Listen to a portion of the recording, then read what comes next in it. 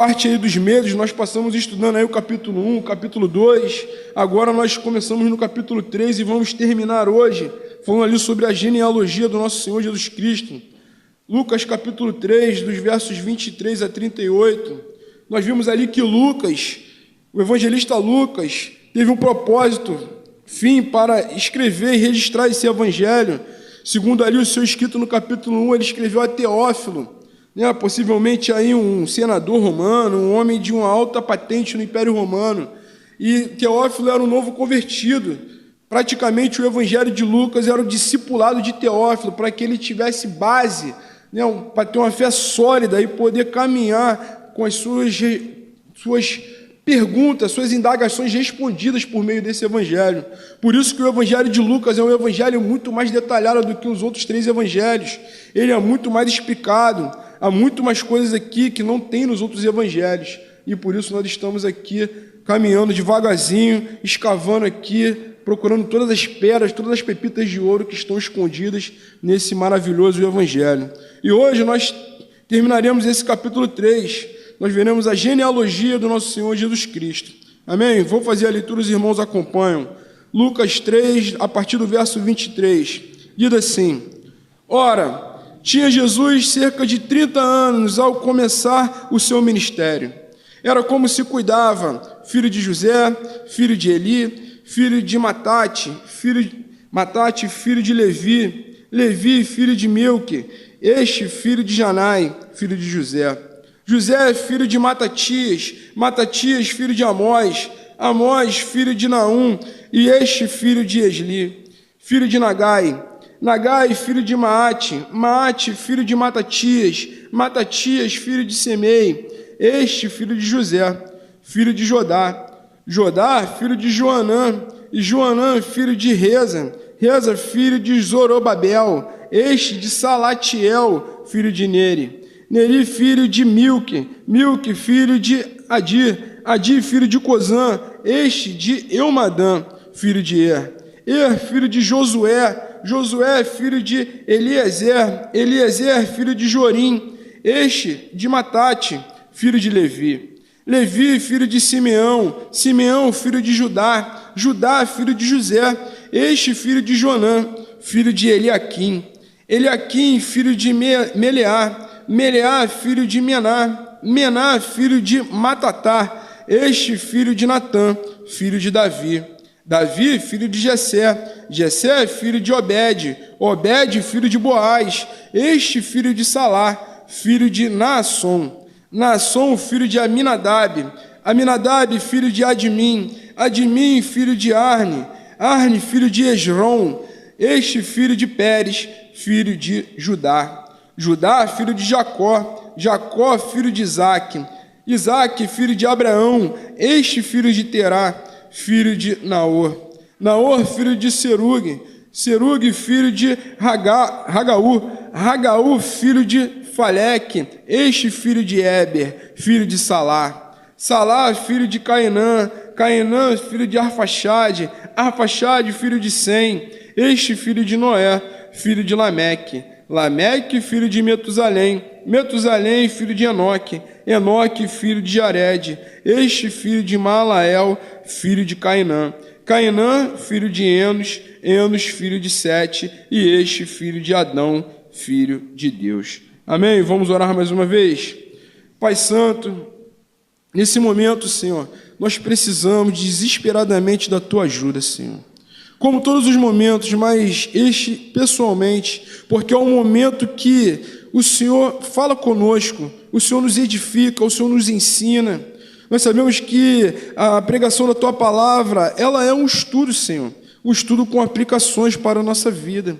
E não somente nós aprendemos, mas aprendemos para levar o ensinamento, para aplicar nos nossos dias, Senhor. Então nos edifica, Senhor, como foi o propósito deste Evangelho. Solidifica a nossa fé com tudo que será falado aqui, Senhor. E assim, com certeza, nós te glorificaremos. Desde já te agradecemos, em nome de Jesus. Amém.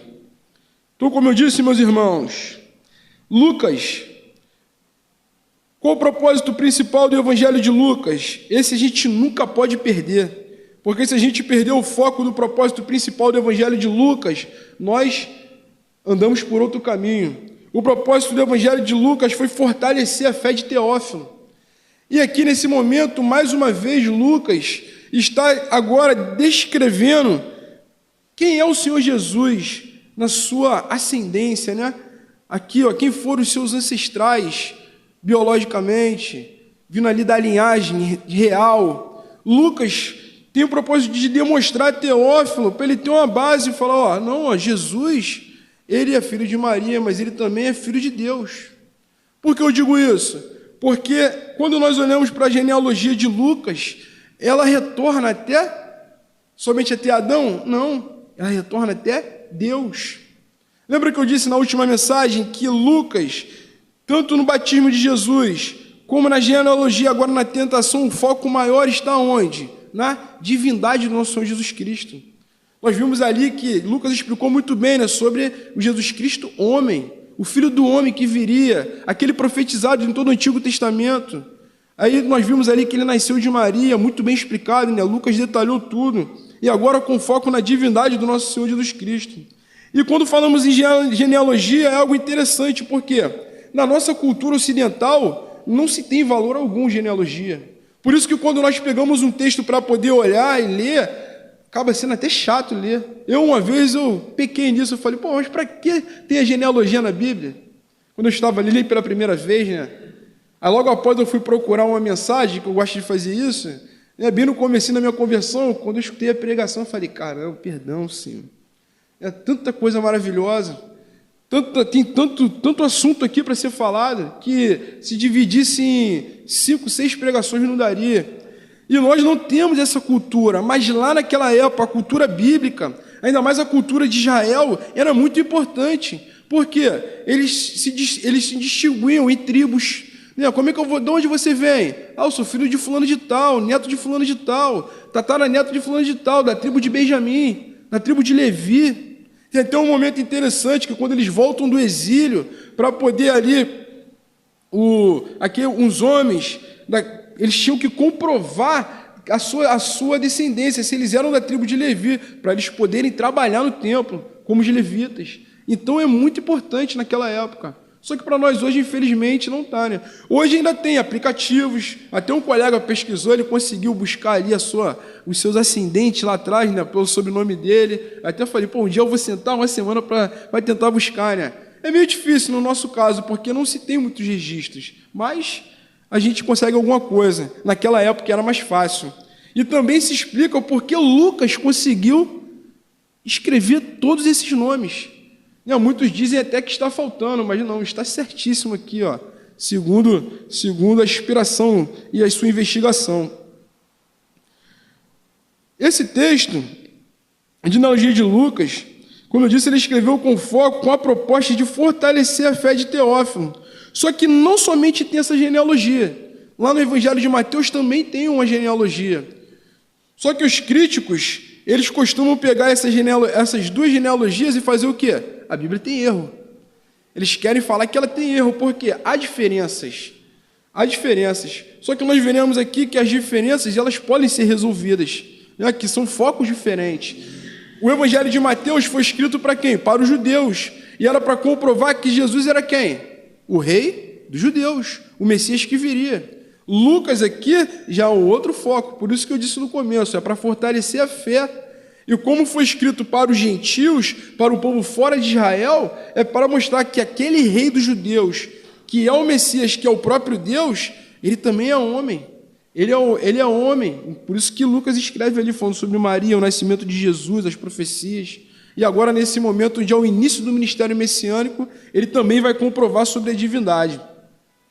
No Evangelho de Mateus, se a gente for abrir Mateus, eu não vou abrir lá não para a gente poder caminhar mais rápido.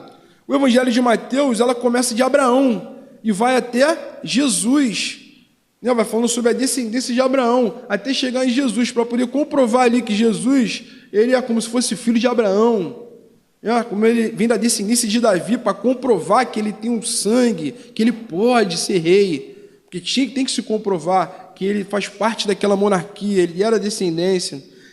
Agora a genealogia de Lucas, ela começa de Jesus e retorna, e passa por todos, passa por Davi e vai até Deus. Só que quando nós vemos a genealogia de Lucas, acontece algo muito diferente. Por quê? Lucas, quando ela retorna até Davi, o filho de Davi, que é dito, é Natã. Se a gente for olhar aí no verso 31, a gente vai ver aí, ó, Eliaquim, filho de Meleá, Meleá, filho de Mená, e Mená, filho de Matatá. Este filho de Natã, filho de Davi. Natã é o terceiro filho de Davi. Quando a gente olha para Mateus, qual é o filho que está lá? Salomão. Os dois são filhos de Davi. Só que cada genealogia especifica uma vertente. É como se cada um pegou um caminho diferente. E os críticos usam isso para poder falar que existem erros na Bíblia, existem erros na genealogia. Mas há algumas explicações, como também a questão de José. A questão de José, quando nós olhamos, se começou de Davi duas vias diferentes, logo em José vai dar errado. E quando nós olhamos lá em Mateus, quando se fala filho de José, o pai de José era quem? Jacó. Não aquele Jacó, filho de Isaac, não, o outro Jacó. Jacó é o pai de José, que é descrito ali. Aqui na genealogia de Lucas, quando a gente vê no comecinho aí, ó, no verso 23, ó, era como se cuidava filho de José, filho de Eli, era como se o pai de José fosse Eli. E aí, quem está certo? Aqui sinais aquele ponto de interrogação. E há a possibilidade de explicação. A primeira, que a genealogia de Lucas é a genealogia de Maria e não de José.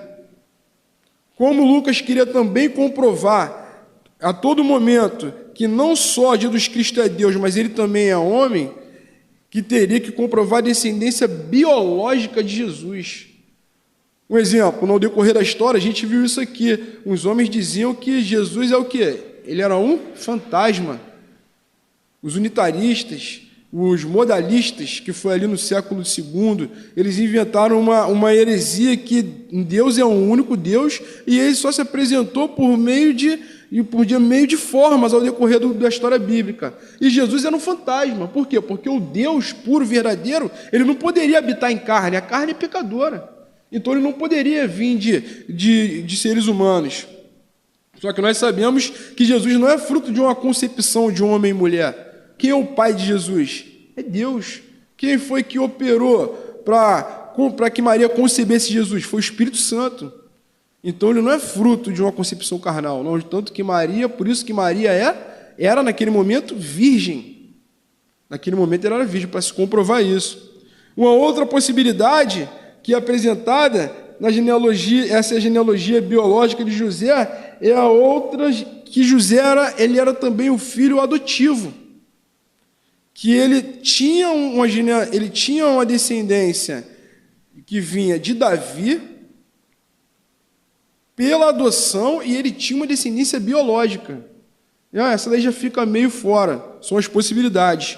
E a outra é que Mateus apresentou também a genealogia real e Lucas apresenta a genealogia biológica, que possivelmente vai voltar para Maria, que é quase igual à primeira. E essa possivelmente é a mais certa, que um comprova a descendência biológica de Jesus, né, como homem, e a outra uma descendência que vem ali com foco na monarquia. Resumindo, não há uma resposta absoluta. Lá, quando Jesus voltar, a gente vai saber. Mas que realmente possivelmente pode ser uma descendência biológica, porque Mateus dá ênfase ali em Abraão e Davi, ali, ó, do reinado, e Lucas dá ênfase em quem? Lucas dá ênfase nos homens. Se a gente for pegar aqui tem mais homens escritos do que Mateus. E vem falando dos grandes homens da Bíblia. No tanto que existe uma simbologia numérica aqui. Lá naquela época, no judaísmo também tinha a questão de uma simbologia numérica. Aqui são 77 nomes. Se for incluir Deus, 78. Mas de humanos são 77 nomes. Logo, qual é a simbologia numérica do número 7? É como se fosse a perfeição, a completude.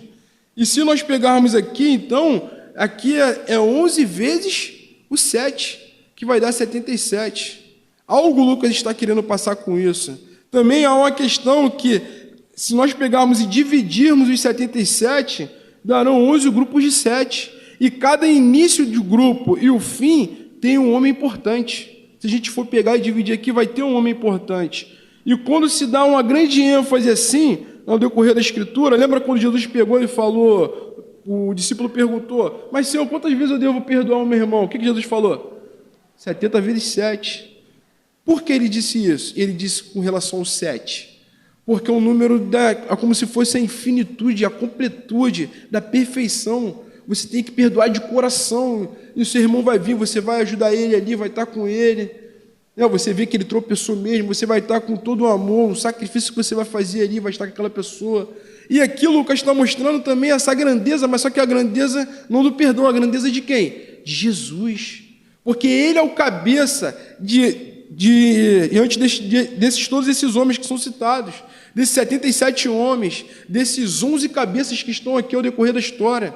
Jesus, ele está acima de todos. Todos eles eram como se fosse o quê? Tipos de Cristo. Lembra no Antigo Testamento? Moisés, aquele que foi lá salvar o povo do Egito, ele é o quê? Ele é um tipo de Cristo, é o libertador. Abraão, o pai da fé, aquele que foi lá e cumpriu, também é um tipo de Cristo. Todos aqueles, Davi, um tipo de Cristo, o rei que governa, que é um homem segundo o coração de Deus, é um tipo de Cristo. Então, essa numerologia também tem a ver com relação a Lucas querendo enaltecer e elevar Jesus acima de todo e qualquer homem. E aqui, esses homens, eu não vou discorrer, vou citar um ou outro aqui, para senão a gente vai ficar, se fosse discorrer esses homens, né, a gente ficaria aqui trilhões de tempos pegando exemplo de cada um, porque o foco de Lucas não é esse, mas a gente pode ver com Davi. Davi foi um grande homem, um homem segundo o coração de Deus, mas não era perfeito. Se a gente pegar Enoque foi um homem que a Bíblia diz que ele sumiu. Possivelmente ele foi arrebatado. E diz que Enoque caminhava com Deus. Mas ele também não era perfeito, porque Enoque é filho de Adão. Era descendência de Adão, então ele tem o pecado na sua natureza. Enoque não poderia nos salvar. Davi não poderia nos salvar. Qualquer homem desses daqui, eles não poderiam fazer nada por nós. Jacó, usurpador, o que vendeu ali, comprou a primogenitura do seu irmão com um prato de lentilhas. Esses homens não poderiam nos salvar. José no Egito, também não. Por mais que tudo que ele fez ali, salvando o povo, José era no tipo de Cristo. Ele ajudou o povo a crescer. Ele governou ali, foi usado por Deus. Todos esses homens apontavam para quem? Para Cristo. Por isso que Lucas dá ênfase e fala, todos esses homens, tem muitos homens também que não há escritos sobre eles, mas com certeza foram homens que Deus conduziu para poder estarem aqui nessa genealogia.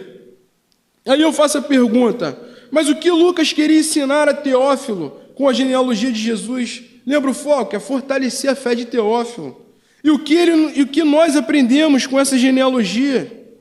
O que nós aprendemos com essa lista de nomes de homens que estão aqui? Em primeiro lugar, nós aprendemos que todas as coisas têm seu tempo para acontecer. Olha no comecinho lá da genealogia, no verso 23, olha o que Lucas diz. Ora, tinha Jesus cerca de 30 anos ao começar o seu ministério. Quando o Senhor Jesus foi ao Jordão ser batizado por João Batista, ele estava fazendo 30 anos, segundo os estudiosos. E por que ele foi aos 30 anos? Porque provavelmente Jesus estava seguindo o preceito judaico da época. Um homem era considerado um homem maduro após os 30 anos. Um homem só poderia trabalhar na sinagoga, ser um sacerdote e ser um levita após os 30 anos. Era considerada a maturidade, que ele poderia ali, um homem maduro, já casado, já com tudo direitinho. Por isso que nós vemos quando Paulo vai falar lá em Timóteo, vai falar que seja marido de uma só mulher. De onde que Paulo tirou? É daqui. Entendeu? É um homem maduro, não é um homem que está começando a vida para que ele possa, os seus instintos, as suas vontades, ainda não dominadas, ele não se conhecendo ainda, ele possa tropeçar e fazer alguma besteira e tomar uma atitude errada. Então Jesus, ele vai ali, porque provavelmente seguindo esse ritual judaico, que era importante na época. E é importante aqui, interessante a gente frisar também, que Jesus, diante desse tempo, ele passou 30 anos o quê? Em anonimato. Jesus esperou o seu momento. Jesus sempre foi Deus. Ele sabia que ele era Deus. Ele sabia que ele era o Filho de Deus. Aos 12 anos, quando Maria vai procurar ele, né? Eles foram lá na festa, Maria e José vão embora, aí depois eles voltam e cadê Jesus? Porque naquela época havia um grupo de mulheres, um grupo de adultos, as crianças vinham brincando, então eles não se preocupavam, era um grupo todo ali na sua peregrinação. E quando eles vão procurar Jesus, cadê Jesus? Ficou no templo. Aí quando ela chega para voltar para falar com ele no templo, nós vimos aqui, né? Ele fala, eu estava na casa de meu pai. Então ele tinha consciência de quem ele era. Não era algo que ele não sabia. Quando ele era uma criancinha pequenininha, beleza, porque ele foi crescendo e aprendendo. José foi incumbido ali de estar ensinando Jesus a ser um homem perfeito. Perfeito assim, né? Como um homem digno, reto, temente a Deus, cumpridor dos preceitos da sua religião, ali do judaísmo, da Bíblia. Então Jesus viveu no seu anonimato, mas esperou. Provavelmente Jesus iniciou esse ministério com relação aos 30 anos. Tem algumas probabilidades aqui. A primeira, José no Egito. Quando a gente for olhar o relato, quando José começou a governar o Egito, ele tinha 30 anos. Lembra que eu disse que José é um tipo de Cristo? José começou a governar, ele começou a juntar, ele trouxe o povo. Por meio de José, Faraó permitiu que o povo entrasse ali, ele ganhou uma cidade, não, o seu povo pode ficar ali, seu pai e seus irmãos. Quem é que abre as portas do reino de Deus para nós? Jesus. E a porta foi aberta de uma maneira mais clara, quando? Quando Jesus dá início ao seu ministério. Logo após ele começa a pregar, nós vemos em Marcos e Mateus, ele diz, é chegado o reino de Deus, arrependa-se porque é chegado o reino de Deus. Então José era o tipo de Cristo, ali em Gênesis 41. Também, na mesma idade, Davi subiu ao trono, está lá em 2 Samuel 5,4, sendo ali o melhor rei de Israel, até hoje aclamado Davi. No tanto que a bandeira de Israel agora, o Israel etnia, está o que lá no meio? A estrela de Davi. E quem é o melhor rei? Quem é o rei superior a todos? Quem é o rei que iria reinar sobre o trono de Davi eternamente? Quem é o que governa com toda a sua maestria, seu poder, sua soberania, sua sabedoria? Quem é o rei bom? É Jesus. E Jesus começa o seu ministério messiânico aos 30 anos. E quais as aplicações que a gente aprende com esse ponto? Nós devemos ter o quê? Paciência e perseverança. Jesus não podia ter falado, não, eu quero começar logo. Não era nem para me estar aqui. Filipenses diz que foi uma humilhação dele vir para cá. Ele esperou 30 anos. Será que com 20 ele não já tinha capacidade de começar o seu ministério? Com 12 ele já estava fazendo pergunta e respondendo pergunta aos mestres, os fariseus. Eles estavam abestalhados com Jesus com 12 anos. Então logo Jesus com 20 poderia estar preparado. Mas só que não. Tinha um tempo certo, um tempo determinado. A Bíblia diz que era a plenitude do tempo. Deus tinha planejado tudo, tinha determinado tudo. Deus construiu toda a história até Jesus nascer, conduzindo cada homem, em cada momento, em cada situação, tudo sendo preparado para a vinda de Cristo. O Senhor Jesus também, após nascer, crescer e se tornar adulto, teve de esperar o momento certo para dar início ao seu ministério. Nem antes e nem depois, mas no momento de Deus. Deus é o nosso maior exemplo de paciência e perseverança. Tem um texto que diz que Deus, na sua longanimidade, é aquela paciência estendida, Ele não derramou sua ira. Olha o tempo que a gente está aqui, seres humanos, olha tudo que a humanidade vem fazendo, olha tudo, já não poderia vir um juízo, mas não tem um tempo determinado para todas as coisas. Deus é paciente e persevera. Jesus, ele foi e é paciente e perseverante. Ele não desanimou, mesmo em sofrimento, mesmo lá chorando no Getsêmani, chorando e saindo suor sangrando, né? As veias capilares estourando por causa de tanto pavor que ele sabia o que ele iria passar. Ele suava sangue, o sangue se misturava com suor, e ele orou ao Pai, Pai, se possível, passa de mim este cálice, mas que não seja feita a minha vontade, sim a sua. Ele quis fazer a vontade do Pai, ele não desanimou, ele perseverou. E nós devemos seguir esse exemplo, ser pacientes, ser perseverantes. Nós vemos aí vários relatos ao decorrer da história, como a mãe de Agostinho de Hipona, que orou 30 anos pelo seu filho. Agostinho foi convertido com 30 e pouco, 40 anos, não lembro a idade exata. E olha quem foi Agostinho. Até hoje os escritos de Agostinho ajudam as pessoas a entender algumas passagens da Bíblia. Olha, e ela orou 30 anos, e depois orou mais um tempo pelo seu pai, né? Olha a paciência que ela teve, a perseverança. Olha o que nós aprendemos na prática, nos nossos dia a dia. E segundo, nós devemos aguardar com fé o quê? O retorno do nosso Salvador. Não desanimando, mas perseverando e cumprindo a sua vontade. Porque não adianta a gente falar de Jesus, do seu nascimento, do seu ministério, mas não falar do seu retorno. Ele vai voltar. Está ruim, mas ele vai voltar. As coisas podem ficar difíceis, mas ele vai voltar. E a gente tem que fazer o quê? Ter paciência. Cumprir o que ele falou para a gente fazer. E perseverar. Continua. É sacrifício mesmo. Como eu disse semana passada, é tomar a sua cruz e seguir. A cruz não é lugar de descanso. A cruz é local de sacrifício. Mas só que é um sacrifício que gera alegria. Não um sacrifício que gera tristeza, que gera choro de tristeza, de rancor, de mágoa. Não. É um sacrifício que gera choro de alegria. Vitória, isso aí. A gente tem vitória em Cristo. E terceiro, nós devemos ser pacientes com relação à missão que Ele tem nos dado, a missão que Ele dá a cada um de nós. Jesus, Ele nos capacita a estar na sua igreja trabalhando, Ele nos capacita a estarmos lá fora onde a gente está. Eu falei isso na quinta-feira com o estudo com relação aos mandatos criacionais de Deus.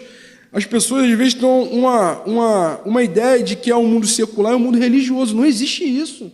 Você é missionário do Senhor onde você está, no seu trabalho. Deus, às vezes, não te escolheu para estar aqui trabalhando, mas te escolheu para estar lá, evangelizando no seu trabalho, fazendo a obra lá. E diga-se de passagem, quem pesca é quem está lá fora, não é quem está aqui dentro. Quem vai trazer as pessoas é quem está lá fora, dando testemunho, pregando o evangelho. É essas pessoas que vão pescar e trazer. Aí aqui eles são discipulados e são batizados. Aí se tornam discípulos, aprendem para quê? Ide e pregar o evangelho de novo. Ele é salvo para ele poder dar fruto, por isso que vai dar fruto dá 30, 60, porque esse vai ser ferramenta lá fora. Então nós devemos ter consciência que Deus tem um plano para a gente, tem uma missão para cada um de nós.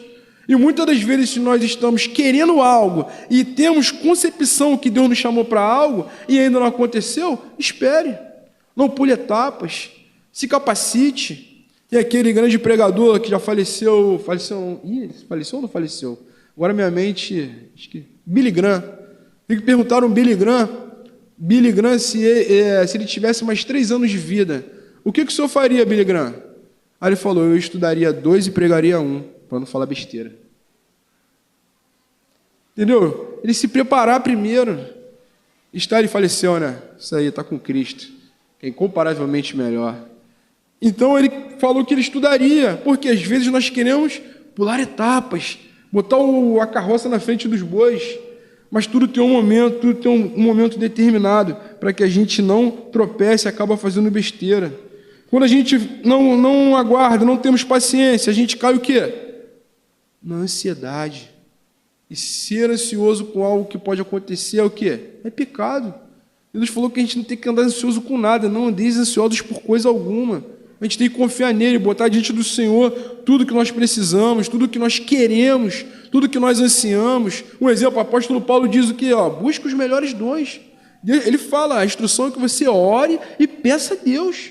Peça dons a Deus. Pô, Senhor, eu queria tanto fazer aquilo ali. Pô, eu queria tanto, me vejo fazendo ali, mas eu não tenho um dom. Ora ao Senhor. Se for da vontade dele, ele vai derramar sobre você. E você vai ser capacitado e vai fazer o quê? Vai estar glorificando o nome dele. Vai estar honrando. Como Lucas aqui, está honrando o nome do Senhor. Ele pegou e elevou na lista que ele fez dos 77 homens, dividindo ali 11 grupos, de cada nome um cabeça. Ele é tão perfeito que ele elevou Jesus Cristo lá em cima, como o maior homem de todos, mostrando que ele é o segundo Adão, o nosso representante. é aquele que está diante de Deus, sentado lá, ó, à destra de Deus, reinando e sendo o nosso advogado, o nosso mediador.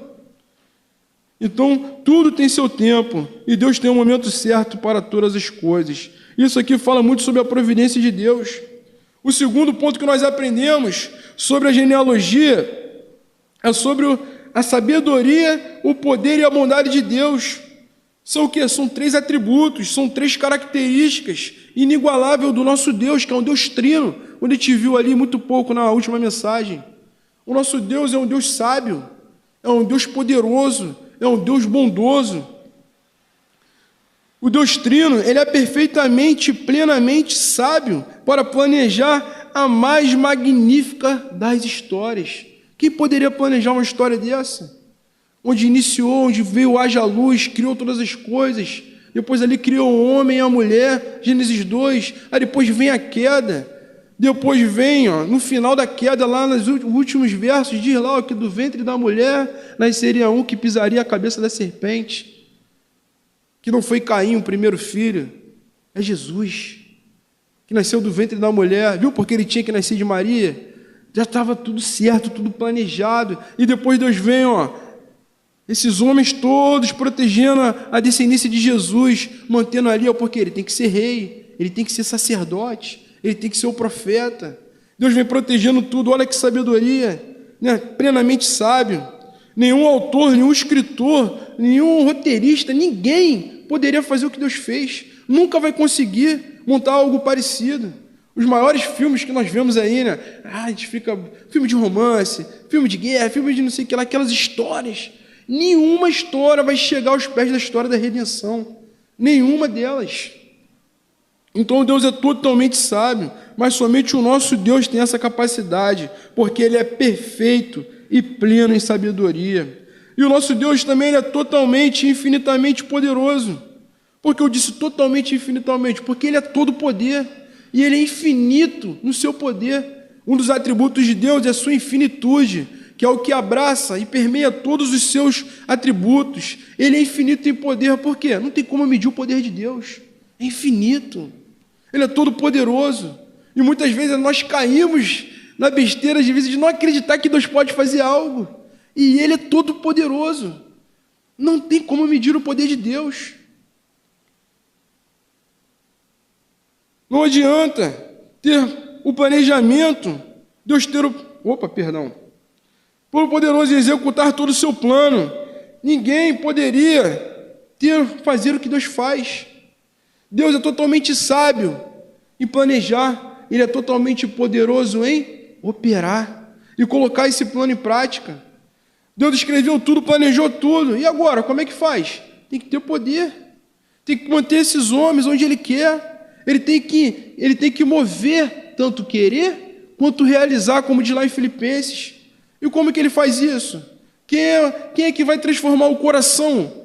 Tirar aquele coração de pedra e colocar um coração de carne? Quem é que vai gerar aquele coração quebrantado, que é segundo a vontade de Deus? Que era igual ao de Davi. Davi não fez isso sozinho. Foi Deus, o Espírito Santo, que operava em Davi, porque tudo tinha um propósito. Nós não conseguimos sozinhos querer agradar a Deus. Se o Espírito Santo não mover em nós, nos regenerar, não nos lavar, não nos mudar por dentro, a gente não consegue. A gente vai fazer igual o apóstolo Paulo disse lá, ó, o mal que eu não quero, esse eu faço. E o bem que eu sei que ele está em mim, isso eu não consigo operar. Aí ele fala, miserável homem que sou. E nós somos assim. Se Deus não operar em nós, nós não conseguimos. Então Deus é totalmente poderoso para poder o quê? Operar todo o seu plano sábio. E Ele também é bom. Por quê? Ele é inigualável e grandioso na sua bondade. Porque não adianta ter um planejamento e realizar esse plano sem ele ser o quê? Bom. O ser humano caiu. Logo, toda a descendência de Adão, ela é o quê? Má. Se nós formos ali nos começos, até o capítulo 6, Deus destruiu tudo.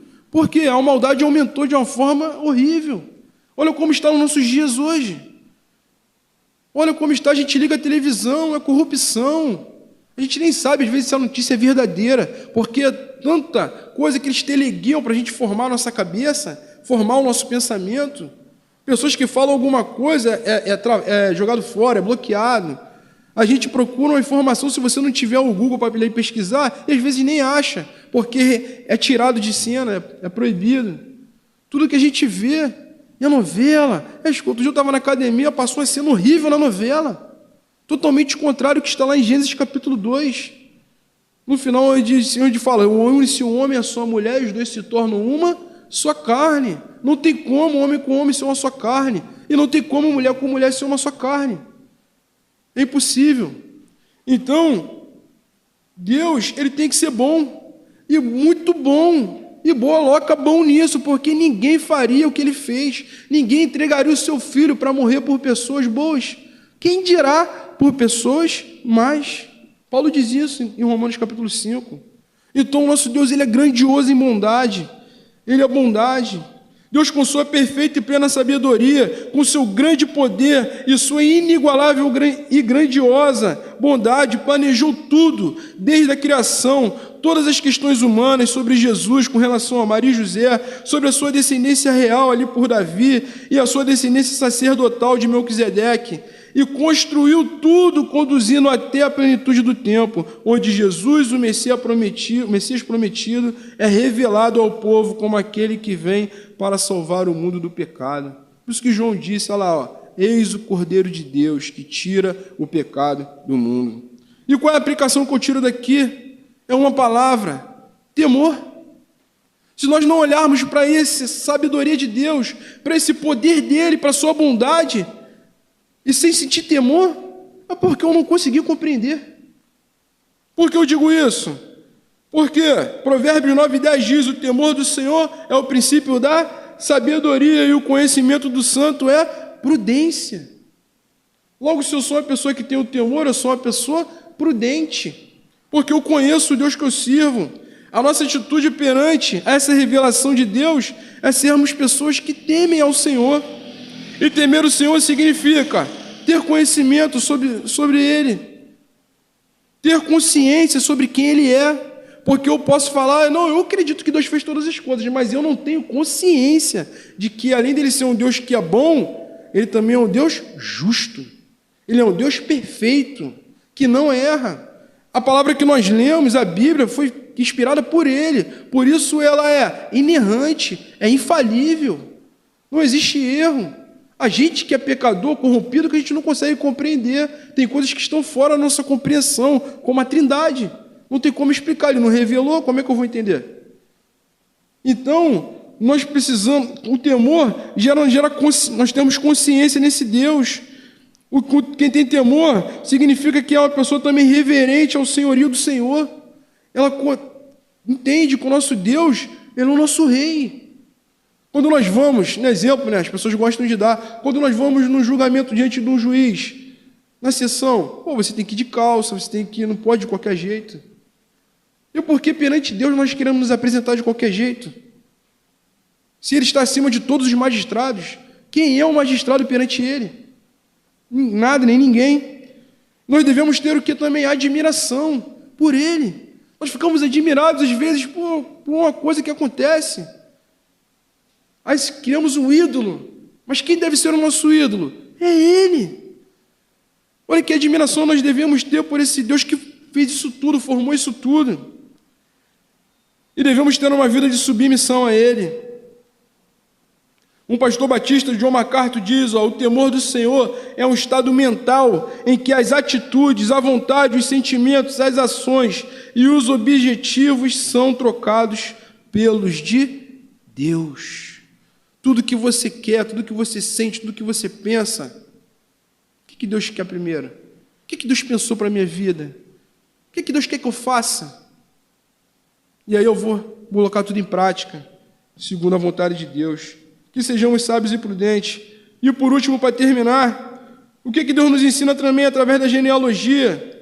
Que tudo está sobre o senhorio de Deus, que nada foge do conselho da sua vontade. Aqui fala sobre a providência. Lembra que nós lemos sobre a providência de Deus naquele momento? O Salmo 145 que nós lemos. Deus, Ele é um ser que está tudo sob o seu controle. Ele conduz tudo. Nada está fora do seu domínio. Nada. Nós possamos até pensar, né? Pô, aconteceu uma enchente, pessoas perderam tudo. Só houve uma enchente porque Deus permitiu. Agora nós não sabemos, pode ser juízo contra a humanidade.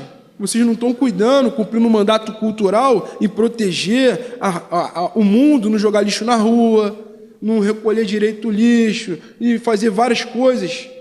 Ó, o solo tapado, não tem como o solo enxugar a água pela terra, tudo concreto. Se fosse tudo normal, a metade dessa água desceria. E como está tudo tapado, tudo com asfalto, para onde que a água vai? Ela vai para o ralo tem uma anilha vai desaguar em algum lugar. Imagina, tudo desaguando no mesmo lugar. Não dá vazão quando cai uma chuva dessa. Nós mexemos na natureza, não pensamos na natureza. Nós destruímos a natureza que Deus nos deu para poder cuidar e preservar. Então, logo, acontecem as coisas ruins. É uma das explicações. E Deus está tudo sob o seu controle. Deus supriu todas as necessidades, tanto material quanto espiritual, desde Adão até Jesus. Todas as necessidades daqueles homens, as suas famílias serem preservadas, serem ali, mantidas no meio de guerra, né? No meio de fome, no meio de escravidão, tantas histórias, no meio de exílio, do julgamento, de juízo que eles passaram, de correção. Deus protegeu.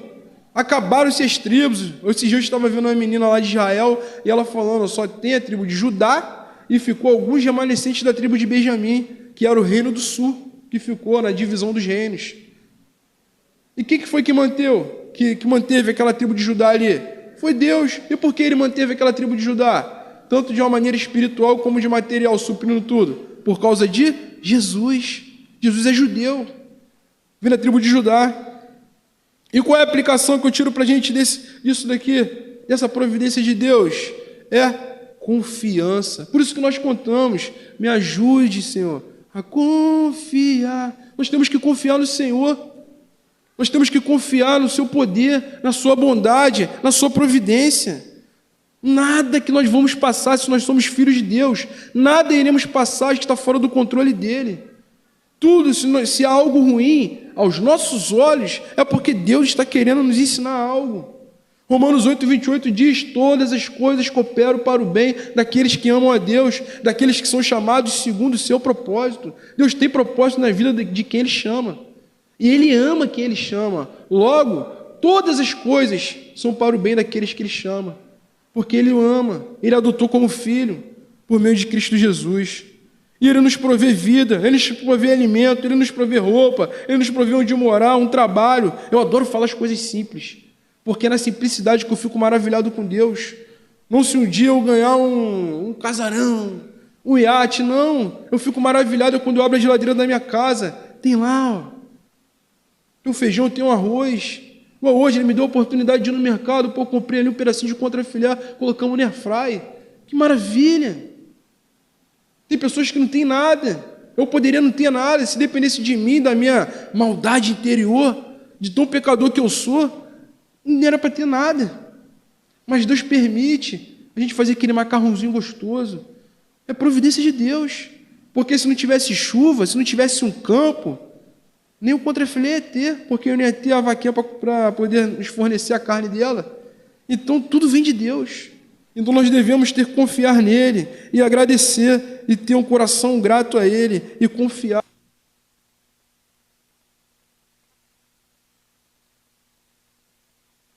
E confiar como Lucas confiou, como esses homens confiaram, como o próprio Jesus, sendo o próprio Deus, sendo filho de Deus, confiou e foi até o final. Viveu, seguiu como servo, caminhou, sofreu por nós até a morte e morte de cruz. Ninguém entrega a sua vida por quem não merece, se não confiar no Deus que está servindo. O filho serviu o pai. O que ele disse? A minha comida e a minha bebida é fazer a vontade de meu pai. E nós devemos seguir esse exemplo dele. E olharmos nessa genealogia, não como um dia eu errei e falar, para que isso? Mas olhar e falar, como Deus é bom, como Deus é poderoso, como Deus é um Deus sábio. Por isso que Paulo diz lá em Romanos capítulo 11, né? Ó, profundidade da riqueza, da sabedoria e do conhecimento de Deus. Quem sondou a mente do Senhor? Quem pode chegar perto dele? Não há ninguém. Então que nós possamos glorificar o nosso Deus e honrá-lo com a nossa vida. Amém? Vamos cantar mais um cântico? Logo depois a gente faz a oração final para terminar.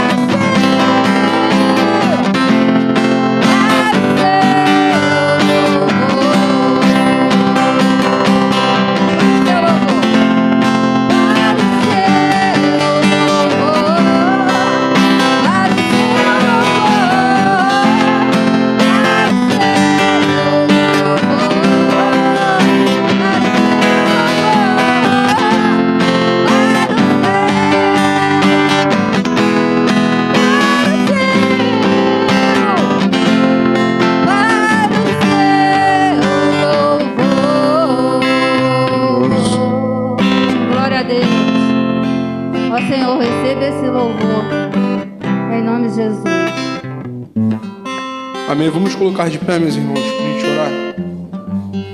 Senhor Deus, mais uma vez nós te agradecemos, Senhor, por esse privilégio de poder estarmos aqui, Senhor, porque nós sabemos que sem Ti nada podemos fazer. Quem somos nós, Senhor, sem o Teu poder, sem a Tua bondade, sem a Tua sabedoria operando em nossas vidas? Pai, nós te agradecemos por todo esse cuidado que o Senhor teve ao decorrer da história, desde Adão até o nosso Senhor Jesus Cristo, e também de Jesus até hoje, em nossas vidas, em nossos anos de vida, Ele poder nos dar vida, nos dar o que precisamos para viver nessa terra. E o mais importante, Senhor, é abrir os nossos olhos, em tirar os tampões dos nossos ouvidos para podermos entender a Tua palavra, Senhor, e Te buscar com o coração grato.